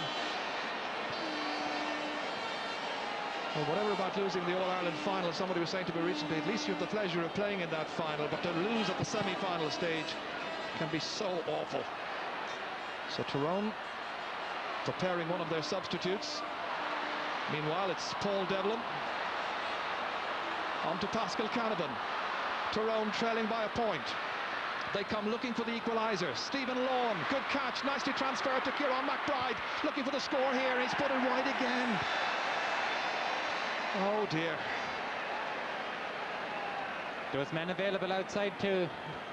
The rest of the Tyrone forwards aren't too happy with him going for a shot from that bad angle. Could he see them with that bandage? It's very difficult. But he's still, in fairness to Kieran McBride, he's trying very hard and winning a lot of his ball in there. But Tyrone, with a lot of possession, aren't able to get much use from it.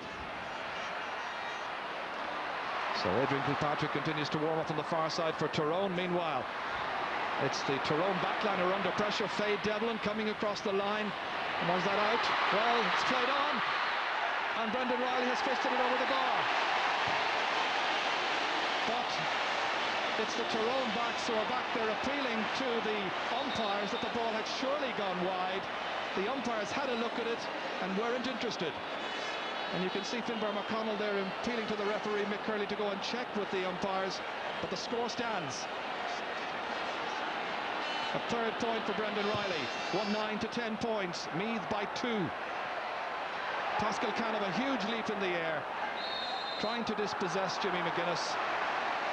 Tyrone trying to come more and more into it around midfield. They were very much out of it for the opening 35 minutes. Jared Cavill kicking.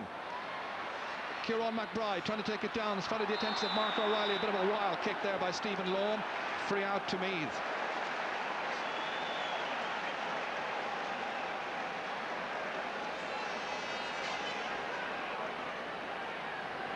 The longer the game is going on, the more the Meath defence is tying up the Tyrone forwards. And they lack a little bit of leadership up there at the moment. Conor Martin taking the kick. Here's Fergal Logan. Dropped ahead, nice ball for Kieran McBride. Transferred beautifully to Brian Dewar.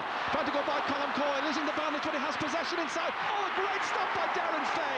Just as Peter Canavan was about to profit, Darren Fay put out that right hand and averted almost a certain score.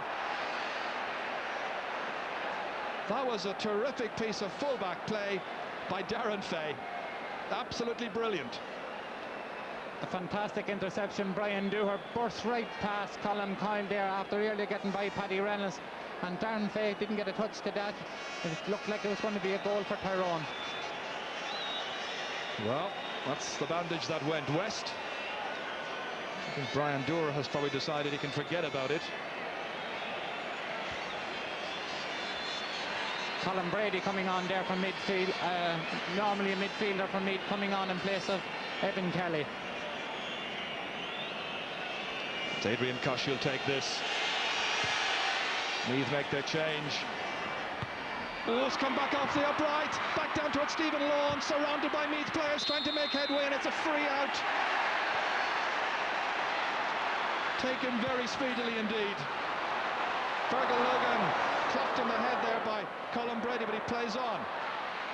Peter Canavan, way out around the middle of the field, in towards his brother Pascal. This is won back by Martin O'Connell. Now John McDermott. Midway through this second half, Barry Callahan, great ball across towards Brendan Riley. It's a terrific match. A match which has done just about everything. Drops into the waiting arms of the goalkeeper Finbar McConnell. Not good play by Brendan Riley. A chance here for Tyrone to last a counter-attack. Chris Lawn. Again, Fergal Logan here, trying to make headway. McCallum. This is the kind of contest he absolutely loves. Relishing every challenge. Just showing a little bit too much, but then going after it again with tenacity. Adrian Kilpatrick is in place of Kieran McBride, and the number 23 is in playing at top of the left. So change has been made by both teams. 54 minutes gone then. Jared Cavlin being told where to position this free kick. Again, the referee, Mick Curley's gone in. That's Colin Brady, who's come on just moments ago. And the referee, I think, has insisted that Brian Dooher, once again, is reunited with his bandage. So a fresh one is being prepared. Again, there's a break in play. Jared Cavlin with 4 points so far. Well, they said we might see the best of him in this particular match. We're waiting to see a little bit more sparkle from Peter Canavan, but he definitely has an injury. Oh, I think we put the kibosh on Jared Cavlin. I'm not saying how well he was playing. So once again, Brian Dooher is receiving the attention over there from the team doctor, Brendan MacDonald. So Meath leading by 2 points. Yes, and it suits Meath. The whole play is becoming pushed back into their own half of the field, and when they're able to break out quickly, there's plenty of room up front. Tyrone with their short passing aren't able to break down the Meath defence, and if they don't change, it looks like Meath will be going on to the final. A long way to go yet. Colin Coyle, 15 minutes remaining. Trevor Giles, Colin Brady now had 2 options, opted for Colin Coyle. Down along the line towards Barry Callahan. Tenacious play by Chris Lawn, fouled, free out. Meath don't like the decision. It's still a bit fierce at times here. Referee restoring order quickly. Injured player appears to be Paul Devlin from Ballinamona in Tyrone.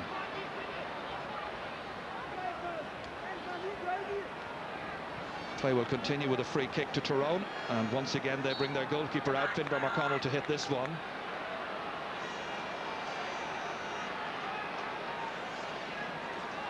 Tyrone, I know, hoping and praying for a goal from their marksman supreme from Peter Canavan. Dooher's back in. Canavan got 1-7 against Fermanagh, 1-5 against Derry, and 1-1 against Down. Capable of taking this match by the scruff of the neck at any stage. That's Pascal Canavan. Fergal Logan comes back here towards Kilpatrick. Logan again. Knocked ahead towards Peter Canavan, but cut out. The supply has been cut out superbly, and Peter Canavan without the ball is ineffective. Instead, it's Graham Geraghty storming ahead and touching it over the bar. A lovely subtle touch after a powerful run, and a goal and 3 points now for Meath's number 12, and the fans now, I think, begin to believe it's possible. They may be here on All-Ireland final day. Their sides a goal to the good after a wonderful one by the converted wing-back. Wing forward, or half forward, is new position. Knocked outside here towards Fergal Logan. Taken by Pascal Canavan. Tyrone needing scores. Peter Canavan being watched by Darren Fay. It's still Peter Canavan advancing. Peter Canavan, that was blocked superbly there by Martin O'Connell. Comes back out towards Colm Coyle. Two players on the ground having a little tussle while we watch play continue here. We'll follow the part of the game where the ball is. On towards Colin Brady. Brendan Riley fetches it. Riley with a nice little lob high and over the bar. Whoever put him in full forward. Wow, what a decision. He's got 4 points in this match. 4 shots, 4 points for Sean Boylan's men.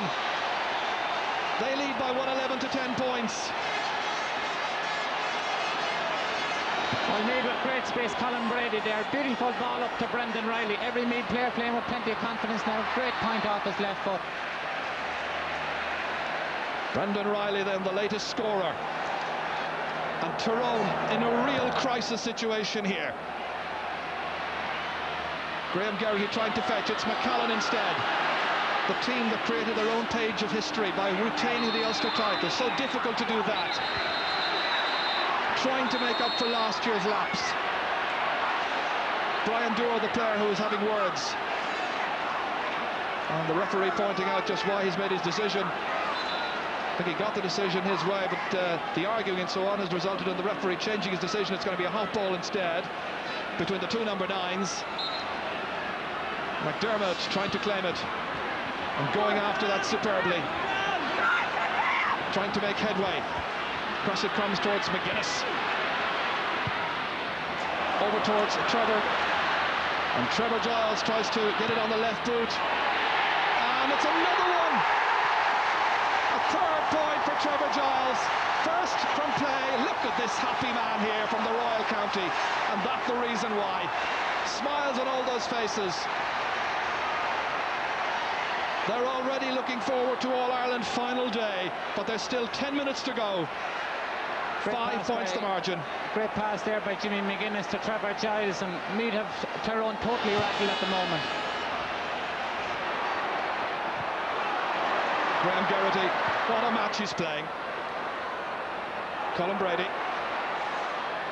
Always players available for it.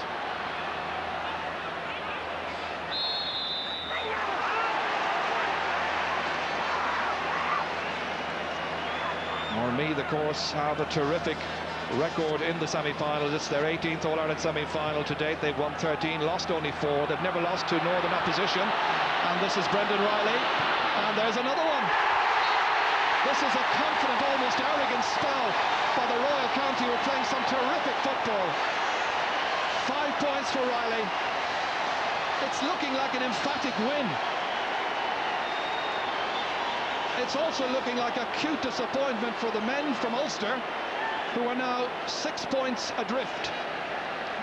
Eugene McKenna then, who's had an anxious expression in his face for much of this game. How can they turn the tide? Not, you feel, without good possession in for Peter Canavan.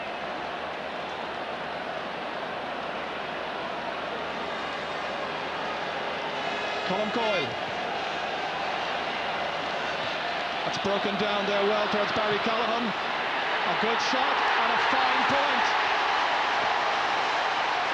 The Meath forwards have certainly delivered here at Croke Park in this semi-final. There were those who doubted their ability to take those chances. 114 to 10 points. The last 10 minutes, Meath have played as good a football as ever been played by a county team in Croke Park. McGuinness is in there with John McDermott. McDermott has it. Made good headway. Now he's got his free kick. Real disappointment for Art McRory. Dominic McCaughey there and Pat McCartan, other officials from Tyrone, of course. Colm Coyle in no particular hurry, seen it all before. He's done it all before. Towards Graham Geraghty, picked up instead by Fergal Logan. Down along the line towards Seamus McCallum. Is there a response now from the men of Ulster? Darren Fay. Nicely down towards Paddy Reynolds. The marking now from a Tyrone point of view is abysmal. Geraghty in towards Tommy Dowd. He took it down with great confidence onto Callaghan. That should have been a point. Just under-hit it. I'm sure he didn't go for a goal. Tommy Dowd. Colin Brady calling for it. Punted ahead to him. Here's the substitute. Trying to put down a marker for a possible All-Ireland final place. Well, if indeed it is to be Meath versus Mayo, it will bring back memories to older fans of the period between 1948 and 52. They met many times then. Mayo beaten by Cavan by a point in 48. In 49, Meath beat Cavan. In 50, it was Mayo beating Louth. In 51, it was Mayo beating Meath. And then in 52, it was Cavan beating Meath. That was a glorious spell in the history of both those counties. Are they to meet in this year's final? It's looking like that.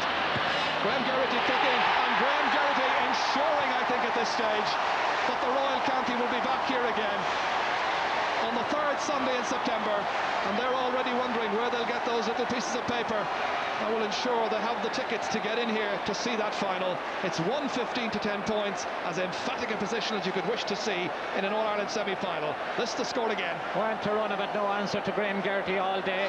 He's had pace, power and shooting ability, and Tyrone are paying the price for not having anybody to stay with him in this game. This is Pascal Canavan. Tyrone fans on their way out.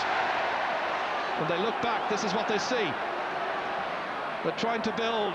They're looking for a goal. They need one badly. Adrian Kilpatrick, very high pass, which was difficult for Adrian Koch to take.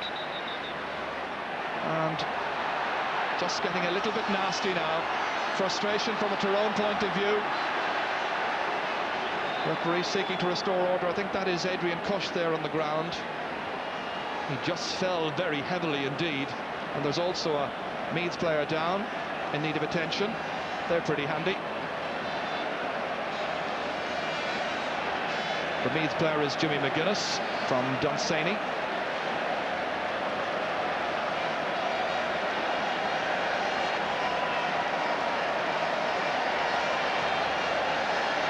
This is how Koch got injured. This was the move.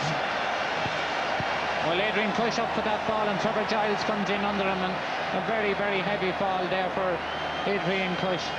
A bit of ill temper creeping into it now, frustration on Tyrone's part, but their tactics of short play around the middle of the field has played into Meath's hands, because Meath have been tackling in 2s and 3s and 4s and every Tyrone player in possession, and they haven't been able to get through the Meath back line at all. Yes, it's been a tough, bruising battle. Colm Coyle, the latest one to be in need of the attention from Dr. Jack Finn. We caught a glimpse there of Jimmy McGuinness, 22-year-old from Dunsany. He's the first player from his club to play senior championship football for the county. And his National League medal in '94 was also a first for his club, so they're looking to see their man in the first ever All-Ireland final. Here he is, a big fellow, just 22 years of age, preparing on the sideline. They still have a few minutes in which to introduce a fresh man if they need to do so, but it's just a precaution. Play will continue with a throw ball. Adrian Kilpatrick and John McDermott, two very tall players. Tyrone need a goal quickly, otherwise the game is up. Colin Brady. Meath in a very comfortable situation. Brendan Riley. Paul Devlin. Now Seamus McCallum ploughing forward here. He'll go through the defence if needs be. There he is, on to Pascal Canavan. Support outside, Sean McLaughlin. Still support Adrian Koch, blocked down there. It was Colm Coyle who got in the block. It's gone for a 45. We haven't had too many of them this afternoon. That indeed just the first. It's a glorious spell for a Meath follower looking on right now. His team ahead by, or her team ahead by 8 points. comfortably ahead of that. It's been a terrific second half for them. Yes, Meath have played absolutely fantastic football for the last 15 minutes. Tyrone had a good spell early in the second half when they should have been able to get level, but they've become increasingly frustrated and played into Meath hands with continually short passing the ball. Any team that does that against Meath are going to be hunted down. Meath have also made a very, very good substitution there. Colin Brady has come on and played his part as well. So there's been good moves all round.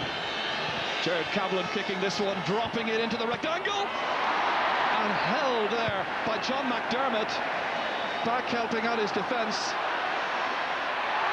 Tommy Dowd now. Well, the fist that met that one from the 45 could very well have ended up in the net and caused a few tummies to float from a Meath perspective for the next couple of minutes. Instead, it's Jared Cavlin dropping it in again towards Adrian Kilpatrick to turn around into McManus. Held back, free in. They attempted to take the free quickly. Players have to be 13 metres back as the free is taken, and it is dropped over the bar, but the referee says, hang on, I didn't give the signal, we'll take it again.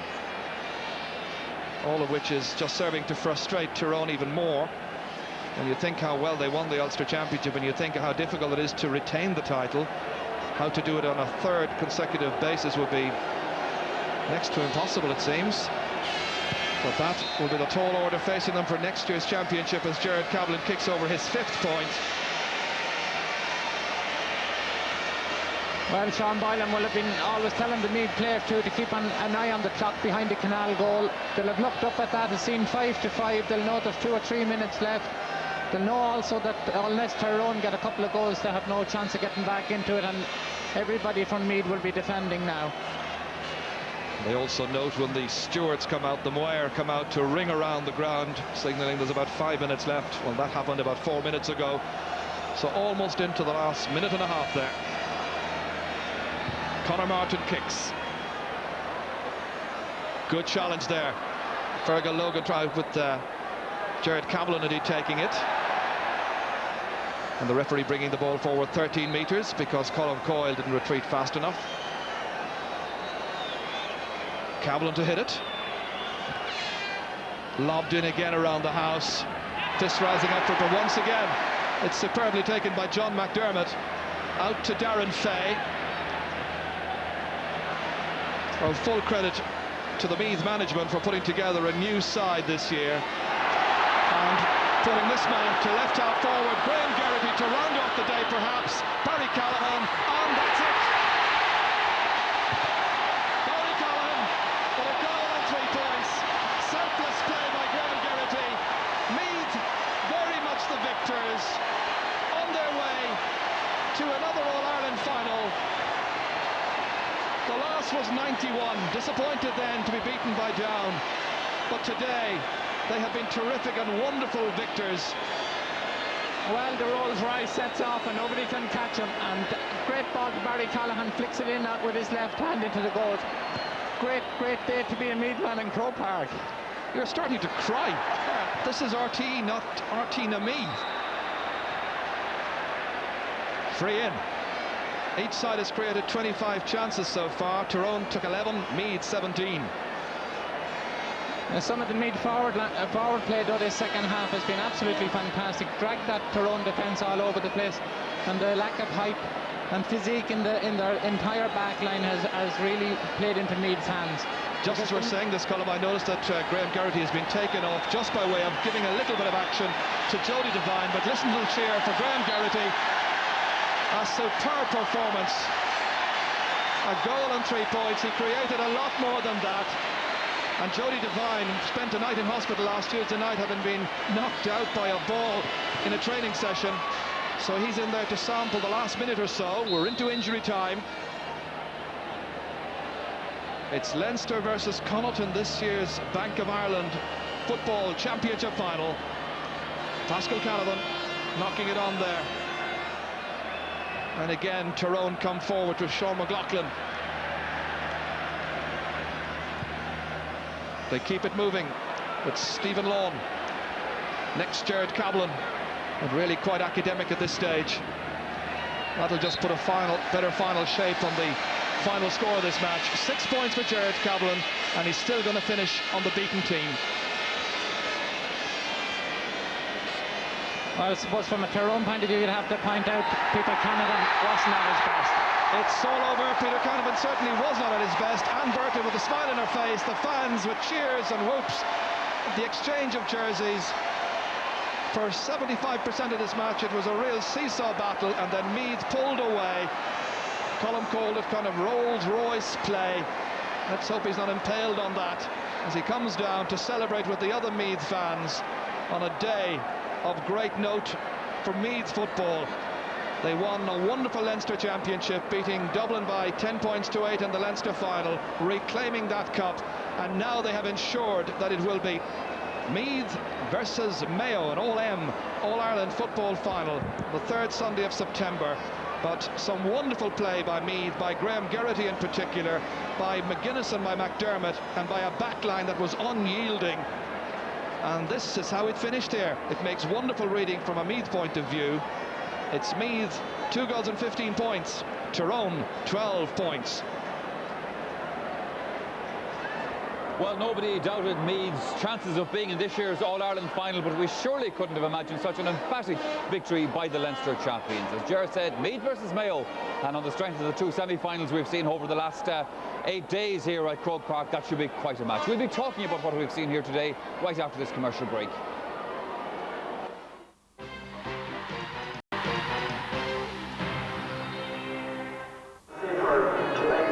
And this is the scene then at Croke Park in the aftermath of Meath's emphatic victory over Tyrone in this All-Ireland football semi-final.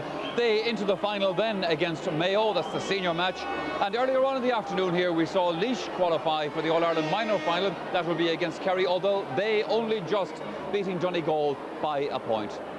And now watching those 2 matches with me this afternoon, of course, we've had Martin McHugh and Tony Davis. And Martin, I was saying just before the commercial break there, nobody denied Meath's chances of being in the All-Ireland final, but I couldn't have envisaged them winning by that margin. Yeah, great performance by Meath, the great second half. They controlled the second match. I know maybe Tyrone people see Peter Canavan was hurt for the second, but Meath controlled the whole match, and I don't think even if Peter Canavan made any difference. They won the battle around the middle of the field. And fair play to Sean Boylan. He hasn't changed the team for all the matches. The men that he turned from defenders into attackers have come good. Graham Geraghty scored 1-4 from play, and Brendan Riley got 5 points from play, and you can't ask any more. So Sean Boylan has got it right. It was, Tony, I thought, a fabulous team performance by Meath, because Tyrone may have had the individual stars, but Meath played well all around the field. Yeah, I suppose coming into the game, everybody would say that they'd back each other up and fight for each other. But they had a bit of class about the game they played today. Martin O'Connell and Darren Fay were excellent in the full back line. Midfield, Jimmy McGuinness and John McDermott won everything. They won the 50-50 balls in the air and they won the breaks. Yep. The half-forward line, Graham Geraghty, Trevor Giles were brilliant. Brendan Riley and Barry O'Callaghan won everything going in there. And I think they had a bit of style about the way they finished them off, and in particular Graham Geraghty. He had an outstanding performance, scoring, setting things up, and in the end of the day setting up that final goal. When he could have taken it himself, he just made sure, and that was the final nail in the coffin, really. Tony, and speaking of Graham Geraghty, let's take a look at that goal, because this really, in an odd sense, although Barry Callahan got the goal, it crowned Graham Geraghty's performance. Yes, well, Graham Geraghty was outstanding here today. He's watching the break here and took them on. He had terrific pace, and everything he did today was classy. He just made sure here today, he saw Barry O'Callaghan loose just to make sure, tap it in the back of the net, and that finished them off really. But really Tyrone were dead and buried by that. Yep. And it was a classic performance by Meath today, and they well deserved their final appearance, and it sets up a great game against Mayo. Martin, here's it from a different angle. I mean, it's his best match he's had from Meath. He destroyed Ronan McGarity first, and then he destroyed Fergal Logan in the second half. But he showed, even to take the goal away, he took the goal the first half. It's hard to put a goal past Finbar McConnell, but he took it very, very well. And it was a great match. He showed what he is as a footballer. He's a complete athlete, and he finished everything he done today. It was total class about it. It's worth taking another look at Graham Geraghty, and actually we've picked out one of the points that he scored in this match as well, Martin. Yeah, he's great control of the ball. See Meath again, the long ball, they play the ball long into the forward line, early ball long. He was going into a good position, takes all his total control of the ball at all stages, knows what he's about, he knows what he's doing, and just it's over the bar. His performance today has been one of the best. When he was right half back, he was exceptionally good. But I would say Sean Boylan, maybe he didn't mark tight enough. He's put him up to the forward line, and he's a new player. There were also big games from other players today. I mean, Brendan Riley couldn't have done better, as you said earlier on there. And Barry Callahan in the corner here played well also. Yeah, Barry Callahan gave Tyrone bother all through the first half and the second half. Brendan Riley had a great game at full forward. The long ball into the full forward line seemed to get, we talked about it before the match. Yeah. Definitely Meath had done their homework. a caused ball up for the Tyrone full back line, and they couldn't cope with it. And then they had the half-forward line running on. But you have a day that Tommy Dowd, class one of the best players in the country, doesn't score for Meath, and they still won easily. It means it shows good for Meath football for the future. Sure. Well, obviously, Tony, one man that will be looking at that with interest as these Tyrone supporters are standing there figuring what happened to them and to their team today. John Maughan, the Mayo manager, and he will be interested in this performance, obviously. Yes, John, he's a good tactician. I think he did very well against Kerry, and with the centre forward moving all over the place, that really caught Kerry out and worked for him. I don't really know what he's going to do against Meath, because Meath fight so hard for possession, and no matter what tactics you have to have the ball, and they're so determined on and off the ball. They close people down, they work hard for each other, and I don't know what they're going to do really, because Meath, obviously, with the team they have, their mobility and hunger, and they let the quick ball into Brendan Riley and Barry O'Callaghan.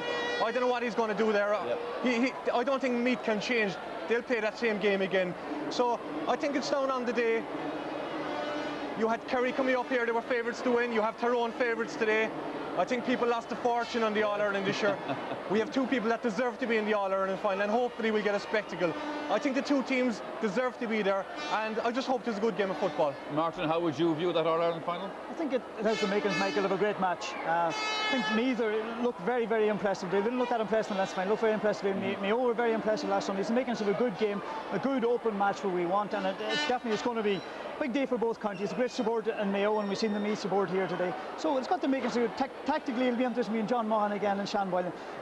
Meath especially today hunted in packs. They stopped Tyrone short game, they hunted in packs. They got the early ball into the full forward line and work. Now Mayo will work on that in the weeks ahead. But yeah, it's the makings of a great match. I wouldn't know who to put my head in the block for. I'd like to see Mayo win All Ireland. I think it'd be great for them. I'd love to see them. All right, gentlemen, on that note, Martin McHugh and Tony Davis, thank you very much for your thoughts here on our panel this afternoon.